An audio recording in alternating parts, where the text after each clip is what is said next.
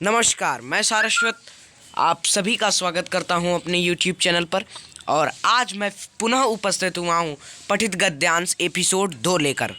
तो आज का हमारा ये पठित गद्यांश नीलकंठ कहानी, जिसके लेखिका हैं महादेवी वर्मा, वहाँ उस कहानी से हमने एक अनुच्छेद लिया है। ये कक्षा 7 की हिंदी की पाठ्य पुस्तक से हमने लिया है। तो चलिए शुरू करते हैं। नीलकंठ और राधा की सबसे प्रिय ऋतु वर्षा थी। ठीक है, नीलकंठ और राधा जो इस पूरी कहानी में ये दोनों मोर और मोरनी रहते हैं, इनका नाम है। मेघों के उमड़ आने से पहले ही वे हवा में इसकी सजल आहट पा लेते थे और तब उनकी मंद केका की गूंज अनगूंज में तीव्र से तीव्रतर होती हुई मानो बूंदों को उतरने के लिए सोपान पंक्ति बनने लगती थी। मेघ के गर्जन के ताल पर ही उसके तन्मय नृत्य का आरंभ होता और फिर मेघ जितना अधिक गरजता, बिजली जितनी अधिक चमकती, बूंदों की रिमझिम आहट जितनी तीव्र होती जाती, नीलकंठ के नृत्य का वेग उतना ही अधिक बढ़ता जाता। ठीक है, जब जो है बूंद मतलब कि बिजली जितना तेज चमकती थी और मेघ जितना तेज जो है गरजता था, बूंद जितनी रिमझिमाहट के साथ गिरती थी, तीव्र से तीव्रतर होती थी, उसी तरह जो है नीलकंठ का नृत्य का जो वेग था वो अधिक बढ़ता जाता था और केका का स्वर जो है मंद्र से मंद्रतर होता जाता था, मंद्र से मंद्रतर एकदम कम होता जाता था। कभी मंद्र से मंद्रतर होता जाता था। वर्षा के थम जाने पर वह दाहिने पंजे पर दाहिना पंख और बाएं पर बायां पंख फैलाकर सुखाता। ठीक है, कौन? ये नीलकंठ जो है कभी जब वो नाच लेता था, वर्षा हो जाने के बाद जो है वो अपने दाहिने पंजे पर दाहिना पंख और बाएं पंजे पर बाएं पंख रखकर सुखाता था। कभी कभी वे दोनों यहाँ पर नीलकंठ और राधा के लिए प्रयोग किया गया है, जो कि इस कहानी में मोर मोरनी रहते हैं। एक दूसरे के पंखों से टपकने वाली बूंदों को चोंच से पी पी कर पंखों का गीलापन दूर करते रहते।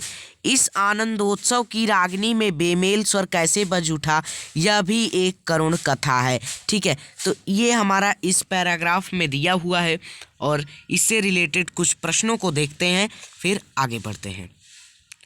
हमारा पहला प्रश्न है, नीलकंठ और राधा की प्रिय ऋतु कौन थी? तो नीलकंठ और राधा की प्रिय ऋतु, ये हमारा पहली ही लाइन में दिया है, प्रिय ऋतु वर्षा थी। ठीक है, तो इसका उत्तर हो जाएगा नीलकंठ और राधा की प्रिय ऋतु वर्षा थी। मेघों के उमड़ आने की सजल आहट कौन पा लेता था? मेघों के उमड़ आने की सजल आहट जो है नीलकंठ पा लेता था। प्रश्न 3, किसकी मंद केका की अनुगूंज तीव्र से तीव्रतर होती थी? तो नीलकंठ की मंद केका की अनुगूंज तीव्र से तीव्रतर होती थी। बिजली कब अधिक चमकती थी? तो मेघ जितना अधिक गरजता उतनी ही तेज बिजली चमकती थी। तो एक क्वेश्चन है ऐसा सामान्य सा कि यहाँ पर धरती पर जो है सबसे पहले जो है आवाज़ आती है या जो हमारा प्रकाश होता है वो आता है? तो इसके आप कमेंट बॉक्स में ज़रूर बताइएगा। प्रश्न 5, मेघ के गर्जन के ताल पर किसके तन्मय नृत्य का आरंभ होता था? तो मेघ के जो है गर्जन के ताल पर किसके तन्मय नृत्य का आरंभ होता था? तो मेघ के गर्जन के ताल पर नीलकंठ के तन्मय नृत्य का आरंभ होता था। आप कभी भी इस प्रकार से अगर पैराग्राफ से छांटकर उत्तर लिखना होता है तो आप सबसे पहले पूरा उत्तर लिखना चाहिए, इससे जो है मार्क्स भी अच्छे मिलते हैं। वर्षा के थम जाने पर, प्रश्न 6, वर्षा के थम जाने पर नीलकंठ क्या करता था?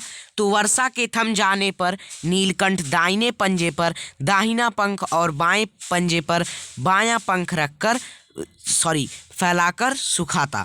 ठीक है, तो जब वर्षा थम जाती थी तो नीलकंठ दाहिने पंजे पर दायां पंख और बाएं पंजे पर बायां पंख रखकर फैलाकर सुखाता था। तो इस तरह से आज का ये एपिसोड यहीं पर समाप्त होता है और मैं आशा करता हूँ कि ये आपको अच्छा लगा होगा। इस तरह और सारे वीडियोस देखने के लिए हमारे चैनल को सब्सक्राइब करें। Thank you so much for watching this video. Don't forget to like, share and comment.